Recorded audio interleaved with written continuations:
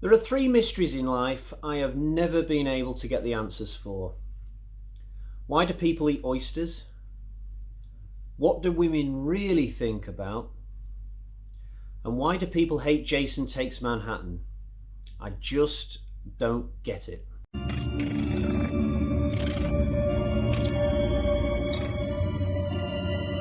Friday the 13th, Part 8 sees Jason resurrected when a stray electrical cable bumps into him and it galvanizes him back to life. It's less silly than the opening of Part 7, but this time he's not going to be going on a killing spree in Crystal Lake.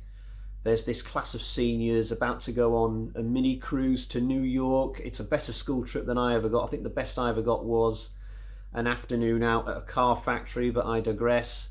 So Jason manages to get on the ship just as it's setting off, and he will spend most of the rest of the film killing everybody on board, and anybody who does make it to New York, he's going to chase them into Manhattan and try and kill them as well. Hence the name of the film, Jason Takes Manhattan. I saw this film for the first time in April of 1994. It was very late at night on TV. I was only 13 years old. The film excited me, it exhilarated me, it was just non-stop, in your face. I absolutely loved it. And because I taped it off the TV a couple of days later, I watched it again. When I got to school the next week, there was this kid in art class who'd also seen it. And so we had a fun conversation about the film. I never would have guessed that when I got onto the internet years later, I would discover that so many Friday fans don't like this. I would have predicted that it would be the other way and that this would be one of the more popular ones, but little did I know.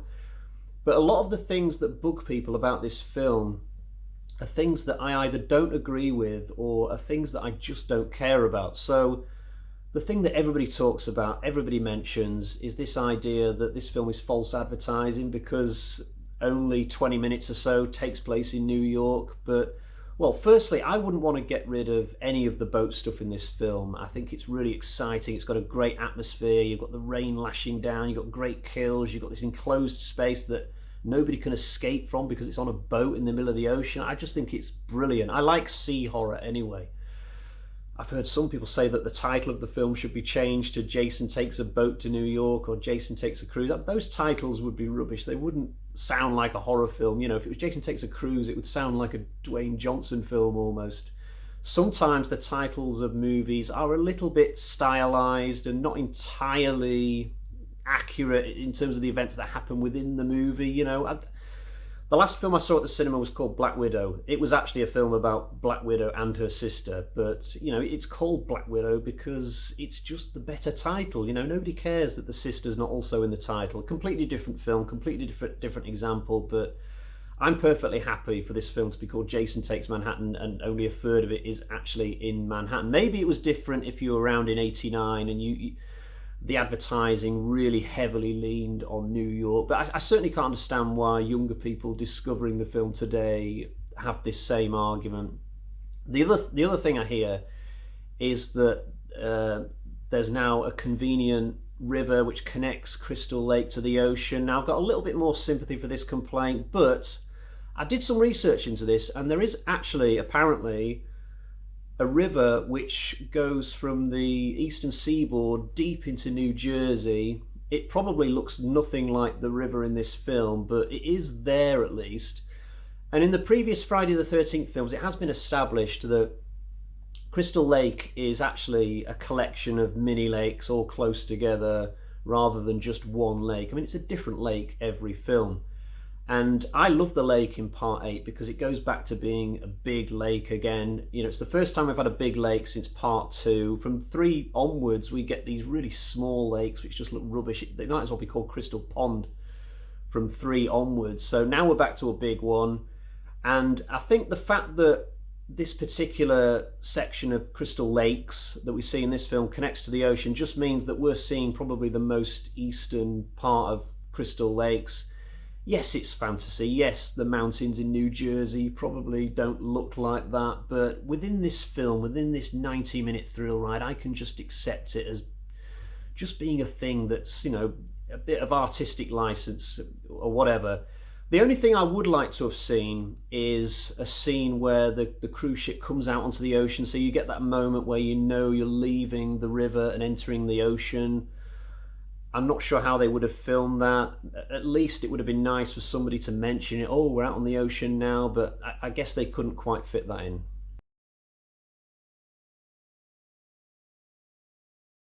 I'm not just going to defend this movie, though. I'm going to go on the attack. And let's start by talking about one of the best final girls in the series, in my opinion, Renee. Yes, she dresses a bit conservative. Yes, she's a bit shy and quiet at times, but that doesn't mean she's a bad character. I will add the caveat that the movie does kind of swallow her up a little bit in the last sort of 20, 30 minutes. Her personality isn't really affecting the outcome of the film very much. I said the same thing about Cara Strode in Halloween 6, but apart from that, I think she's a really good character, very well played by Jensen Deggett. She's got one of the best backstories in the entire series. So it turns out that her Uncle Charles took her out on a rowing trip when she was young and pushed her into Crystal Lake to try and teach her to swim. And the ghost of Jason, or the corpse of Jason, believe what you will, came up, touched her foot, and so some kind of connection formed between Renee and Jason, so that when the adult Jason comes very close to Renee on the ship in this film, Renee starts to see visions of Jason as a boy. Because she doesn't know what the young Jason ever looked like, then it's a different version of Jason each time. I think these are very creepy moments in the film, actually. It just adds another layer to the story. These are some of my favourite moments in part 8. And you might think it's a little bit silly and unnecessary for this kind of subplot to be in a slasher film, but compared to Tina moving stuff with a finger in the previous one, this is actually a step back actually in the silliness stakes. And I think Renee's relationship with Sean is one of the most believable in the franchise. Clearly they had some kind of a thing going coming into this film. You don't always get that. I think Ginny and Paul started part 2 already in a relationship. Similarly, the characters at the beginning of part 3. But I could easily believe at the end of part 8 that Renee and Sean would stay together. And you can't say that about a lot of the couples in this series. There are other great characters as well. Uncle Charles, I think, is a terrific character. He's not a completely bad guy. He's just a kind of misunderstood uncle. If I had to sort of picture the backstory of this character, it would be somebody who maybe had a failed marriage because he wasn't a good dad, wasn't a good husband, and then years later he got a second chance with Renee, but he's still not a particularly good parent, probably a very good teacher, just maybe not very good in his personal relationships, which is fine. You know, some people are like that. It doesn't mean they're bad people. It's not like he slaps Renee or does anything completely bad in this film, but the performance by this actor, somebody Richmond, I think, it's just amazing. I mean, even when he's not speaking, you just sort of hear these little subtle sounds in the back of his throat. It's such a good performance. I feel like when I'm watching this guy in this film, he's put so much effort into every single line of dialogue. It's brilliant. And the only change I would have made in the final third is to have Charles maybe survive this film. I mean, they had to get one more kill in, but I would have had him complete an arc where he just learned the error of his ways just in the nick of time. Maybe he could have come along with the dog in the final scene and still been alive. Other characters in this are great as well. Julius, I was so happy when he popped out of the water the first time that I watched the film, and he had a second chance. That was brilliant because I love that line slightly earlier on when he's like, "School is out, McCullough." It's just a brilliant line. There's his friend who's sort of an Owen Wilson lookalike who strangely doesn't get name checked throughout the thing. I don't think. JJ doesn't get to make much of an impact, but she's got such a memorable look. And then there's Kelly Hughes' character who sort of flip-flops throughout the film as to whether she wants to be with the bad girl or whether she's going to try and be good. You know, we've all been there in high school where we were sort of tempted by certain cliques or certain people who aren't quite good for us, and then we kind of veer the other way and back and forth. Tamara herself, I think, is similar to the Melissa character from part 7, but this person is a little bit more human. You just see a little bit more vulnerability behind the eyes, and I was quite sad actually when Tamara died as early as she did, but all the characters in this film, they're such a great set of horror characters. They're believable, they're enjoyable. We've even got the crazy Ralph type guy who, he's ridiculous when you really think about it, but he's just that little bit of extra fun within the movie. And Wayne as well, got to mention him. I feel so sorry for him when he has his little moment with Tamar. It's such a oh, don't do that moment, but he has to make a fool of himself. But again, there's no character in this movie really who is bad, apart from maybe Miss Van Newlen, that she's got a Dutch kind of name. I think she's a little bit boring, and in all honesty, I would have swapped it out so that she died earlier on, and maybe JJ had made it to New York. I think it would have made that final quintet even more fun. You know, I think JJ and Julius could have had a fun little friendship maybe or something. But aside from that, I think all the characters in this film very well written, very well cast. It's just a great bunch.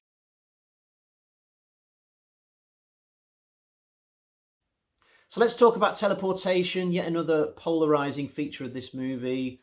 I suspect that it was included here as a kind of extension of something already established in part 6 and part 7, where Jason seemed to be catching up to his victims, even though he was walking and they were running. Now, I don't know Rob Heddon's intentions for part 8, but I think he was just having fun with that idea and cutting out the shots of Jason actually walking, so it appeared that he was covering ground in an unrealistic way. But thankfully, we don't see Jason appearing and disappearing. I think that would have been the end of the franchise if we'd have seen that. That would have been ridiculous. But as it is, you can choose to believe that Jason teleports, or you can choose to believe that he doesn't. You know, most of the scenes where he appears to teleport, you could explain them away. So when JJ's coming down the stairs in the boiler room, off camera, Jason could have slid down a pole or something. The scene where he chases the Owen Wilson lookalike up the mast, the camera cuts up close to this character on the mast. Now, 60 seconds could have passed or so since the previous shot. The only time when you can't really explain it away is in the dance room, the circular dance room, where Kelly Hughes' character Eva is sort of looking left and looking right, and Jason's everywhere. Now, you might think that's confirmation that Jason is teleporting, but I either read it somewhere, I heard it on YouTube, I just know that it wasn't my idea, but somebody came up with the thought that maybe Eva took some drugs just before she bumped into Jason, and that's why she's hallucinating. Now, this isn't something that's just plucked out of thin air, because earlier in the film she was offered some drugs and she turned it down, but given the fact that she was trying to make it up to Tamara just before she died, it's possible that Tamara could have left some drugs in Eva's bedroom with a note saying, "Come on now, come back to the party," or something like that. And Eva decided to go along with it. You never know. I'm not sure where I stand on the teleportation thing overall as to whether I think it happens or not. I kind of don't feel like I have to make my mind up, but I do like the drugs thing with Eva. I think it really fits into the whole slasher movie thing of, you know, if you have sex, do drugs, drink a lot of beer, then you're more likely than other people to die. Her death, by the way, is a really fun kill. You get the chase and then the fantastic set design with the disco room and then the neck throttle. The deaths in this film are really good on the whole. You get the best kill in the franchise for me with Julius on the roof. When I first saw that, I was absolutely blown away. I thought it was awesome. I think the effect of it over the years has lessened as I've seen the movie countless times, but you get fun kills, you get more serious kills, like when Tamara gets stabbed with the shard of glass from the mirror. I think you get a nice variety. The only kill that doesn't work for me in this film is Susie's death on the boat. It's a bit daft that she decides to hide in that little compartment thing, but then whatever it is that Jason tries to stab her with, it doesn't look very sharp, and he doesn't have any kind of backswing on it. He's pushing into her from like 2 inches away from her chest, and she doesn't try and wriggle away. It looks like there's more space in that little crawl area than she's using, and she doesn't try to grab it or anything. But I do like that whole prologue on the whole. I think it's one of the better reintroductions of Jason. I love the moment where he climbs out of the water and you see his squelchy hands go on the rail like that. And the whole conceit of Jim pretending to be Jason really works for me. When I first saw him come down, pop out and scare Susie, my first thought was, "Oh, tell me that's not Jason," because he looked really pathetic and thin. But it works because when Kane Hodder then comes out, he looks so big compared to the other guy that you're immediately taken aback and you think, "Whoa, what a great Jason." I think this is one of the best looks for Jason in the franchise. Yes, they put more work in on the Jason from part 7, but that doesn't necessarily mean that that's a better Jason. I like this more simple look. I think the all black thing is really intimidating. The fact that he's a little bit slimy is completely great as well. And he is so relentless in the New York section of this. I mean, he just keeps coming and coming. He's like the Terminator from the first Terminator film. And there's so many enjoyable moments, like when he turns around and scares the punks. I absolutely love that moment. And then when Rene chucks the toxic waste stuff on his face and he's wobbling from side to side, like, I just think that's absolutely awesome, because he's still coming down the corridor. He's taken a big hit and yet he's possibly still dangerous. And then just for a bit of comedy, just to go to slightly earlier in the New York section, I love it when Charles suggests that they split up. It is the most ridiculous suggestion you've ever heard in your life. Splitting up in the really dangerous alleyways of New York. It doesn't make a jot of sense, but it's just that far out as a suggestion that it works as a kind of bit of parody. I absolutely love that.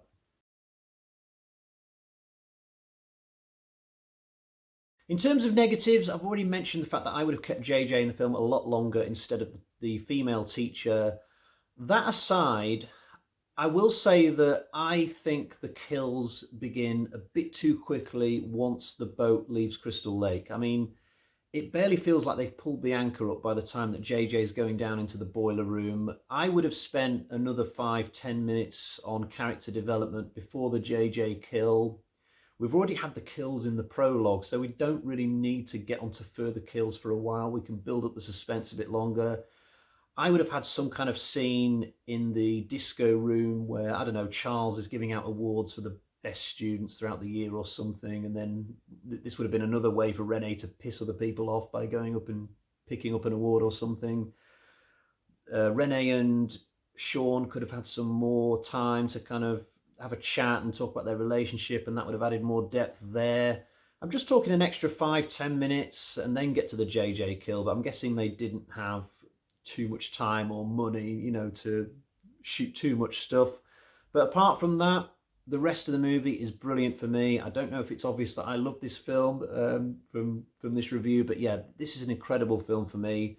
I love it in a very different way to the way that I love the original Halloween, which is probably my favourite slasher film of all time. That is a masterpiece of suspense and build-up and character angles. This is more well, it's not a masterpiece, this film, but it is a wonderful film of just exhilaration and relentless action with a non-stop zombie killer just going after everybody in the movie. It's just a crazy, crazy roller coaster ride, and it's worked for me ever since I saw it when I was 13. I just think it's a perfect celebration of the Jason character to round out the 80s. It's like, right, we've had this great decade of all these films in Crystal Lake. Let's just do one explosive film where he's on a boat, he's in New York. We'll just go completely balls to the wall, and I just think it absolutely works. So let's get to the bag of terror and see what score I'm going to give for this. It's going to be a high score.